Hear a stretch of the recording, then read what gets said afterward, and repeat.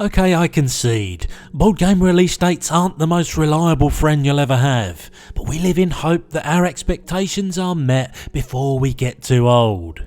My name is Benji, and this is the top 10 most anticipated games of the 2022nd year of the Common Era. Some will delight and some will disappoint, but all will be talked about to the nth degree and back again. But before we get to this list proper, there are a couple of honourable mentions that need a quick shout out, because well, I don't want no rehashes, iterations, expansions or any of that guff in the main list, to ensure that it retains its innocence and purity. But I would be absolutely bonkers if I didn't appreciate these two games are highly anticipated.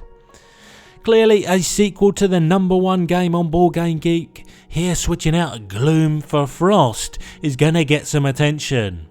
And slightly less bombastically, It's a Wonderful Kingdom is the follow up to the delightful card drafting game It's a Wonderful World. And with that, the on-mens are satisfied. But please do subscribe to the channel to keep apprised of what we do and smash that like button. Both of these actions really do go a long way. I'm now informed though that we are clear for the runway, so join me as I count from 10 to 1. Number 10, Frostpunk. Shows that where there's a will, you can still get the word frost in the actual top 10.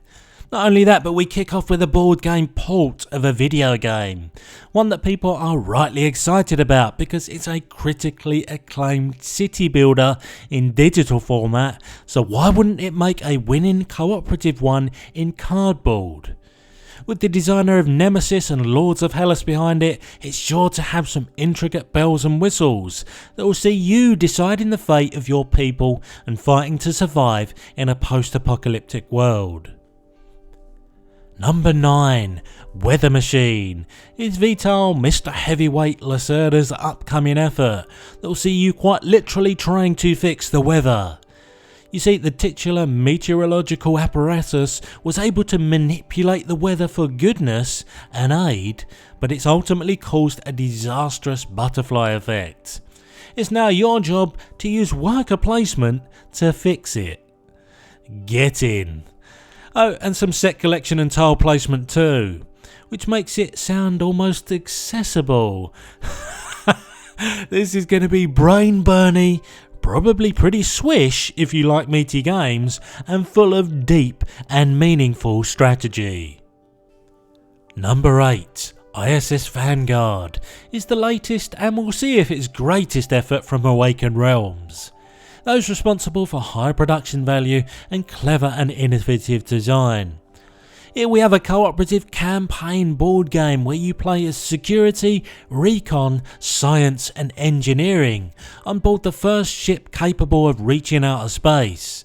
And so you'll be spending half your time managing the ship and the other preparing your crew for planet-side missions.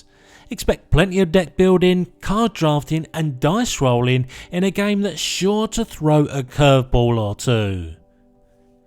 Number 7, Merchants of the Dark Road mixes medium weight complexity with tried and tested contracts and pick up and deliver.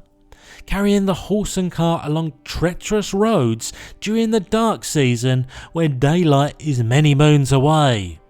And using a rondel system that will see you manipulating dice in your caravan to try and ensure you land on the available actions you are after. It then becomes a case of delivering heroes and commissions to the outlying towns most efficiently so that you chase fame and money in equal measure to have a chance at winning. Number 6, Planet Unknown is once again here on this list due to delays, but here we arrive at Polyomino Tile Placement Town, with you each forming a new planet the right way. There's definitely a fair amount of intrigue about what this has to offer, with your dual resource tiles having an impact on your available actions for the turn. The ever-present threat of a giant meteor and a lazy Susan representing a space station, giving you access to different options each turn. Like I said, this has potential written all over it. Now where the Donald is it? Number 5, Hidden Leaders, is a lightweight filler game with hidden roles that will see one of the 4 ever-present factions that will each be pursuing their own agenda ultimately take home the bacon dependent on the final state of play. That means you may be in line to claim victory depending on how much you contributed to the winning faction. To add further confusion and deduction, you can play cards to your tableau as either open or hidden information, leaving you with plenty of supposition, and take that to tide you over.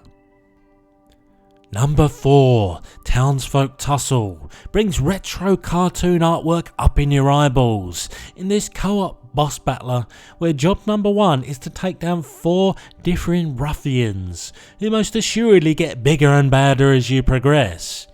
Gameplay takes place on a square grid, which clearly would have been better with hexes, but bias aside, you'll be drawing objective cards, resolving random events, buying and selling equipment just to get those final bosses at the very end of a weapon of your choice and your expertly rolled 10-sided dice.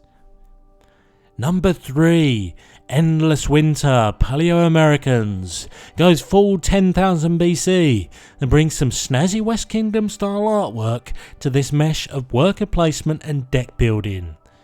As you develop your tribe from nomadic hunter-gatherers to prosperous societies, you'll also be contending with area control and multifunctional cards that should, at least on paper, combine logically to provide a relatively easy to teach game considering its relative complexity.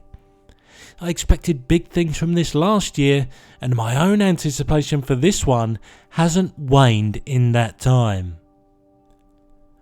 Number 2, Darwin's Journey, is a shade on the esoteric side thematically. Set in and around the Galapagos Islands, its beauty and endless diversity are how the theory of evolution came to be. But it's the worker placement with a twist that will keep you coming back for more. You see, your pawns start as lowly can't do muches and get upgraded as you go, unlocking all sorts of different actions that weren't initially available.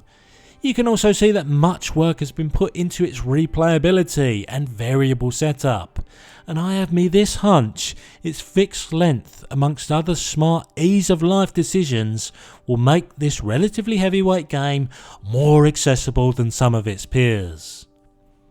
And number 1, Blood on the Clock Tower, is big, bold and bombastic. This game has been in development for quite a while, and for what is essentially just a well-polished bluffing game that can accommodate large groups between 5 and 20, it says something about the game that it's getting this much buzz. So there you are with a demon on the loose, and you each have your role to play that can result in its downfall. You'll need a storyteller, and you can get voted out of the game if you're suspected of being a ne'er-do-well, but this party game stroke murder mystery in the vein of Werewolf and its ilk is absolutely going to be the talk of the town before and after its release. And so that there was and is and has been the most anticipated games of the coming year in our fine little hobby. Will all these actually release in 2022? Or will I once again be made a fool of and a liar to everyone that joins us from the future? Which one of these bad boys are you looking forward to most? Please do let me know in the comments.